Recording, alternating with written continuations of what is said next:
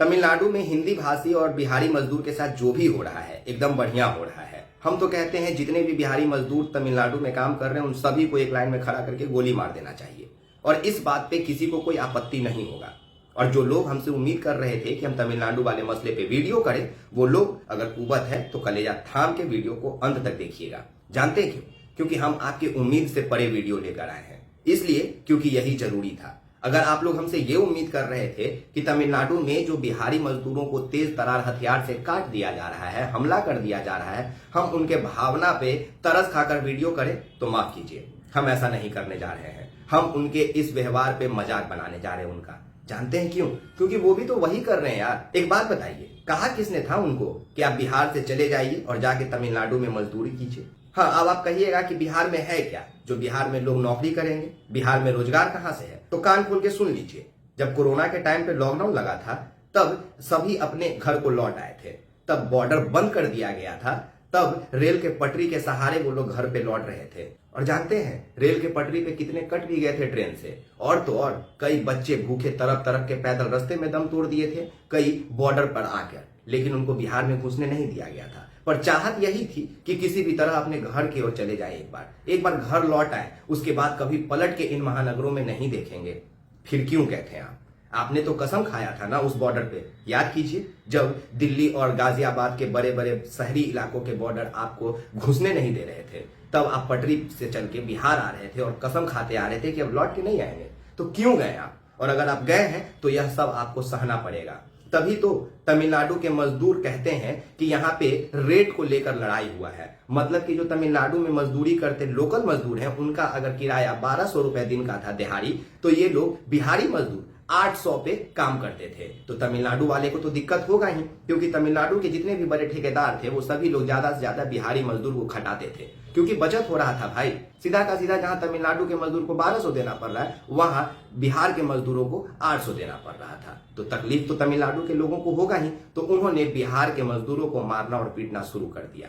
इतना बात बढ़ गया कि बिहारी मजदूर त्रिपुर जैसे इलाकों में और तमिलनाडु के अलग अलग क्षेत्र में जहां पे बिहारी लोग रहते हैं, प्रवासी मजदूर रहते हैं बिहार के, दिहाड़ी मजदूरी करते हैं वहां रह के, छोटा मोटा रोजगार करते हैं वहां पे रह के, वैसे इलाकों में स्थानीय क्षेत्र के जो तमिलनाडु के लोग हैं उन्होंने अपना कहर जमा रखा है। और कहर इस तरह से कि बिहारी मजदूर अपने अपने घर को लौटने के लिए ट्रेन में टिकट कटा रहे हैं, बिल्कुल उसी तरह जैसे लॉकडाउन के टाइम पे टिकट कटाए थे और घरों में बंद होकर इंतजार कर रहे थे कि किसी तरह ट्रेन के डिब्बे में अपने सीट पर पहुंच जाए। जानते हैं अभी भी तमिलनाडु में कई घरों में बिहारी मजदूर कैद हैं और वो इस उम्मीद में है कि किसी तरह जो मेरा टिकट कटा हुआ है ट्रेन में उस तक हम पहुंच जाए। और जो लोग सामर्थ्य नहीं है कि ट्रेन तक भी पहुंच सके, जो लोग की हालत एकदम दयनीय है, क्योंकि आज ही के हेडलाइन में छपा है कि 2 लोगों की मौत हो गई है और 50 से अधिक घायल हैं। तो समझिए ना कि पिछले 15 दिन से तमिलनाडु में बिहारी मजदूरों के साथ क्या हो रहा होगा। बिल्कुल तरस नहीं खाइएगा, एकदम सही हो रहा है, क्योंकि इन लोगों का आदत है मार खाना। अभी तमिलनाडु में जाके लोकल तमिलनाडु वाले लोगों से मार खा रहे हैं, कभी महंगाई का मार खाते हैं, कभी बेरोजगारी का मार खाते हैं, और कुछ नहीं होता है तो झोला उठा के चले जाते हैं बड़े महानगरों में कमाने के लिए और दिहाड़ी मजदूरी करने के लिए। तो इन्हीं लोगों से हम कहना चाहते हैं कि जब आप लॉकडाउन में लौट कर आए थे तो किससे पूछ कर गए थे, और आज गए हैं तो मार खाइए, क्योंकि किसी को कोई फर्क नहीं पड़ता है कि आप हैं कौन। बिल्कुल सही बात है, क्योंकि जितने भी हेडलाइन में खबरें चल रही है कि तमिलनाडु में बिहारी मजदूरों के साथ क्या बीत रहा है, क्या घटना घट रही है, वहां पे बिहारी नहीं लिखा गया है, वहां पे बिहारी मजदूर लिखा गया है।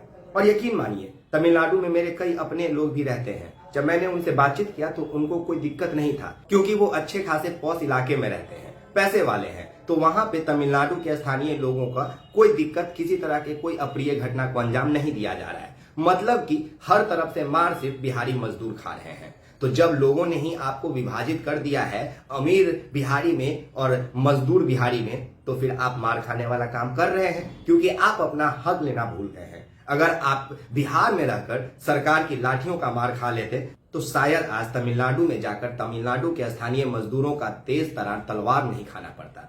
तलवार से कहीं सस्ता सरकार की लाठी थी और आपको हमेशा के लिए रोजगार मिल जाता बिहार में। और बिहार के सरकारों से हम क्या ही सवाल करें? क्या बिहार के सरकार तक ये आवाज नहीं पहुंच रही होगी?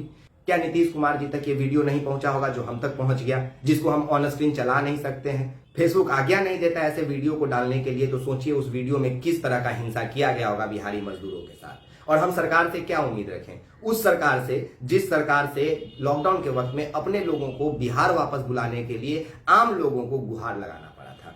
उस सरकार से हम अभी तमिलनाडु के कुछ मजदूरों के लिए आवाज लगाएंगे भी तो आवाज सुनाई नहीं देगा, ये वास्तविक बात है। मेरा मन बिल्कुल भी नहीं था कि हम वीडियो करें, क्योंकि हम तमिलनाडु के अलग अलग हिस्सों से आ रहे वीडियो को देखकर टूट गए थे और मन में एक ही सवाल आ रहा था कि भाई क्यों गए थे लौटकर, जब कसम खाकर रेलवे के पटरियों के सहारे बिहार चले ही आए थे, जब बॉर्डर पे 15-15 दिन अपने आप को क्वारंटाइन करवाकर जद्दोजहद के बाद बिहार कसम खा के लौट गए थे, पैदल अपने बेटी को ट्रॉली पे लाद कर घर लौटते वक्त कसम खा ही लिए थे, तो क्या जरूरत था यार कि अपना बिहार छोड़कर तुम बाहर चले जाओ।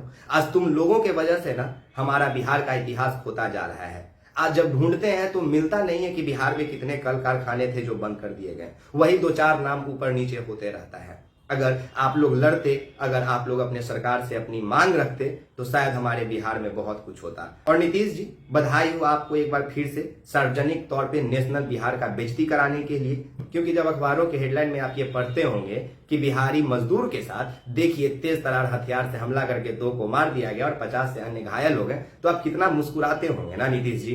क्योंकि चलो अमीर लोगों के साथ नहीं हुआ ना, और ये मजदूर हैं भी कौन जिनको घर लाने के लिए हमको होली में स्पेशल ट्रेन चलवाना पड़ता है सरकार से बोल के? ये मजदूर हैं ही कौन? हमको वोट देने थोड़े आते हैं। कभी सुने हैं कि सरकार की तरफ से फ्री ट्रेन किया गया है वोट देने के दौरान? नहीं ना। तो सरकार को मतलब ही नहीं है इन लोगों से। सरकार को पता है कि हमको वोट देंगे ही नहीं। ये 400-500 पे दिहाड़ी कमाने वाले लोग हैं, दिल्ली में, कलकत्ता में, बंबई में, तमिलनाडु में कमा खा लेंगे और इनको मेरा जरूरत है नहीं। और ये आज तमिलनाडु में जो हो रहा है ये बहुत आश्चर्यजनक बात नहीं है। कभी बंबई जैसे महानगरों में भी यही होता था। जब हिंदी प्रवासी छात्र पहुंचते थे बंबई में एग्जाम देने के लिए तो उनके साथ अभद्र व्यवहार किया जाता था, मारपीट किया जाता था। और बंबई में जितने भी प्रवासी मजदूर काम करते थे पहले, बिहार के, उत्तर प्रदेश के, उन सभी को हीन भाव से देखा जाता था, मारपीट कभी भी कर दिया जाता था। तो ये सब वर्षों से चला आ रहा है। बात अलग है कि सोशल मीडिया का जमाना है तो लोगों तक बड़ा आसानी से पहुंच जाता है। लोग वीडियो पे सैड रिएक्ट करके अपना इमोशन जाहिर कर देते हैं, वरना ये कहानी तो वर्षों पुरानी है साहब। और ये बिहारी मजदूर नहीं है,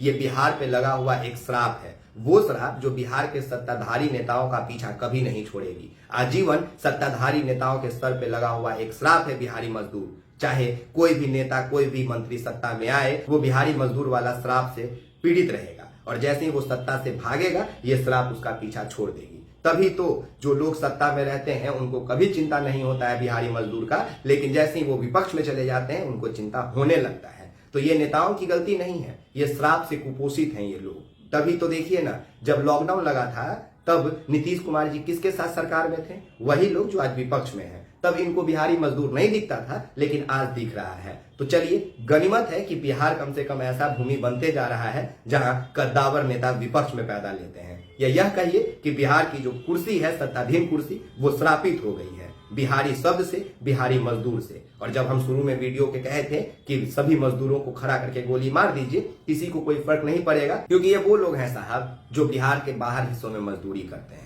इनको राशन भी नहीं मिलता है अपने राज्य में। ये लोग सरकार का राशन ठुकरा के अपने बाजुओं पे यकीन रखते और मेहनत करके रिक्शा खींच के कमाना जानते हैं। बाकी आप एक्सपोज मीडिया देख रहे हैं, मेरा नाम विकास राज है। उम्मीद करते हैं कि आप लोग समझ गए होंगे कि तमिलनाडु में क्या हो रहा है। नहीं पता तो जान लीजिए कि तमिलनाडु में बिहारी मजदूरों को सिर्फ इसलिए पीटा जा रहा है क्योंकि वहां पे इन लोगों की दिहाड़ी मजदूरी 800 रुपए है और लोकल वालों को इन लोगों के वजह से मजदूरी करने में दिक्कत हो रहा था। कुल मिला के बात इतना ही है। यही एक लाइन का कहानी है। कई हजार लोग पीड़ित हैं, कई हजार लोग भूखे घरों में कैद हैं और हमारी सरकार यहाँ पे बड़ी मगन में मस्त है।